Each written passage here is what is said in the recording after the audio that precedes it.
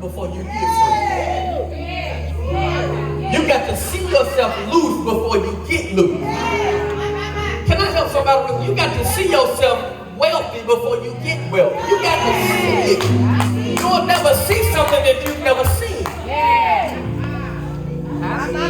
Vision is so important that if you don't have a vision, because of your vision, watch this. Your vision is so important because of your vision. Even when you don't see it, you'll keep moving because you saw it.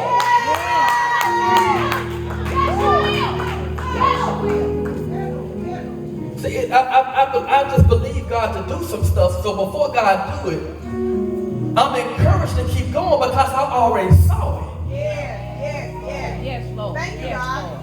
Yes, Lord. You got to see yourself better before you get better. You'll never get better if you don't see it now. So real quick, can you just take 10 seconds to see into your mind what you believe God to do? I don't know what you need. I don't know the dreams that you had. I don't know what God has birthed in your spirit. But real quick, do yourself a favor and see in your mind what you want to see with your eyes. Come on.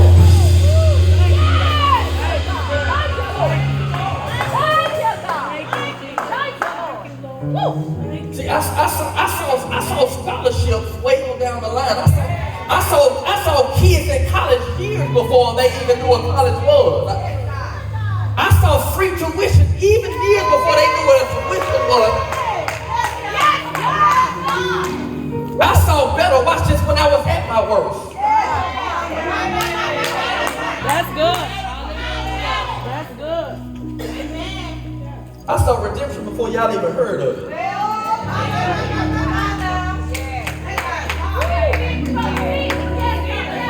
You got to learn how to see it before you see it. I know your child is driving you crazy, but I dare you to see them better. I know your husband is not what you thought you married, but I dare you to see him better. I know your wife ain't what you thought you married, but I dare you to begin to see her better.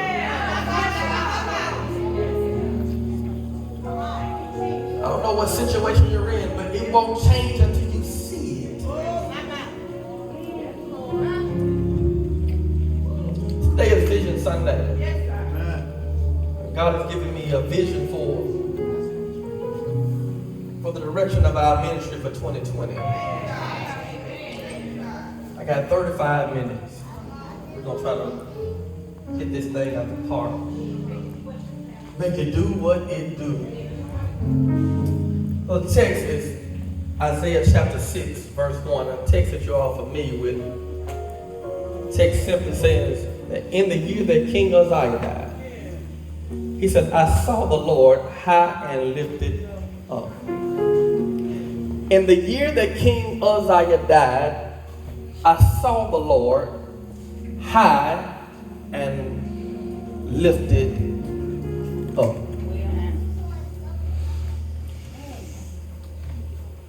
It is my, be seated. I'm there. I'm already there. It is my intention each week, each month, each year, I intentionally and earnestly fight to provide you with substantive and relevant preaching material. It's my intention to try to provide things that's substantive and relevant, and that's always pregnant with possibilities. Pregnant with possibilities, something yet powerful, and even, watch this, this is where it has to be more practical. It's my desire to be both doctrinal and dope at the same time. It's my desire to be both doctrinal and dope and doctrinal. It's my belief that the people of God are called to be the salt of the earth. Which means not only are we called to preserve the earth, but we're also, watch this, called to add flavor to it. We're not just called to preserve the earth, we're called to be salt, to add flavor to it. And I don't know about you, but I just don't want to be salt. I want to be like Lowry's. I want to sprinkle some seasoning on it. You can have that bland stuff if you want. I like my stuff to have some, I ain't calling no names, but I don't like bland food. I want my stuff to have some seasoning on it. I know it might be more healthy to be bland, but I'd rather have some seasoning. I'm just telling you what I prefer to have. I ain't telling you what I'm going to have. I just tell you what I prefer to have. I know my mama get mad, but no, I'm just talking about I prefer to have seasoning. So just like Larry, I like to sprinkle some seasoning on my ministry. I like it to be dope and doctrinal. That's important to me. Why? Because the psalmist said, "Oh, taste and see that the Lord is good." Which is why I don't want what I do for the Lord to just have flavor. I want it to be good. I'm not saying that it's up to me to make God good. God is infinitely good all by himself. I'm saying that the people of God, watch this, must be cognizant of how we package, present, and promote the gospel of God. Can I say that again? The people of God must be cognizant of how we package, present, and promote the gospel of God. You see, sometimes you have to package it, present it, and promote it in such a way that people want what you get. What must I do then to be saved? What must I? They got to see your life. And so what must I do to be saved? Now, every now and again, watch this, you got to learn how to sell it. Y'all don't like how that sounds. You got to learn how to sell it. You got to sell it in your living and sell it in your language. You can't tell me about how to save money and stack money and get money, but you don't look like money. You can't watch this. You can't invite me to your church if I can't even tell you go to church. The Bible says you got to go into the highways and byways and compel. That means to influence. You got to compel to draw them to come. I've said it before. You got to watch this. You got to learn that sometimes it's okay to impress people so you can impact people. You got to know it's okay. It's okay to impress people so you can impact people, because your job is to draw the attention of the people so you can in turn shift that attention to God.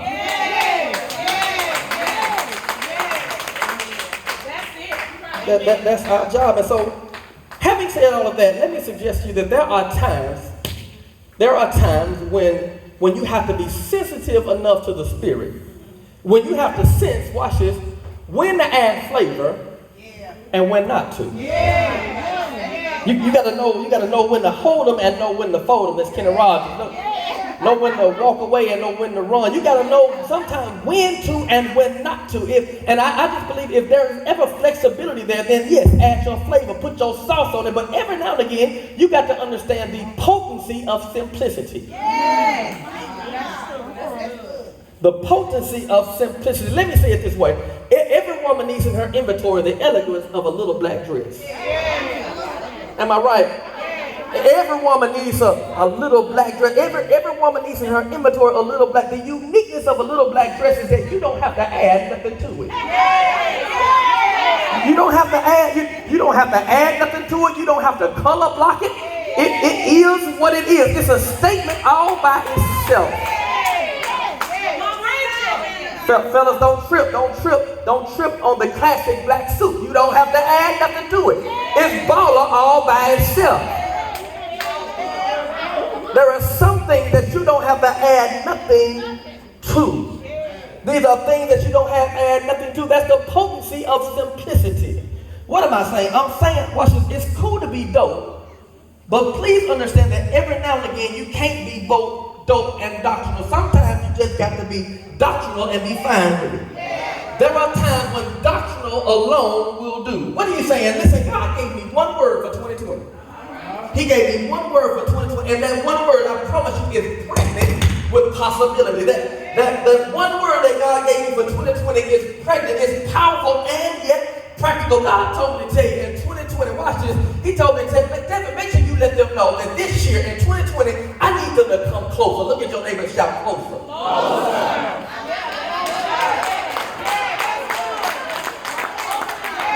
If 2020 suggests vision, God says, I need you to get closer. He said, I need you to watch it. I don't need to see you closer. I need you to see me closer. God said, I need in 2020 got to come closer. Somebody shout closer. Closer. He gave me one word. I said, Lord, can I trick that out? Can I make it look no closer? Some of y'all tried to put some fly on it. No, he said, no, closer.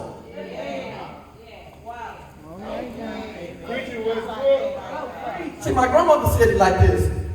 If you stick around the fire long enough, Miss Hall, you bound to get warm.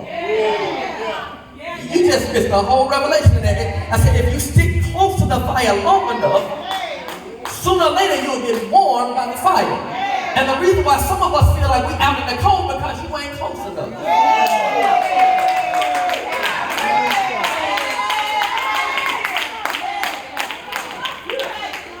Look at your neighbor and say closer. The text says, in the year that King Uzziah died, I saw the Lord sitting upon the throne, high and lifted up. Somebody say closer. So God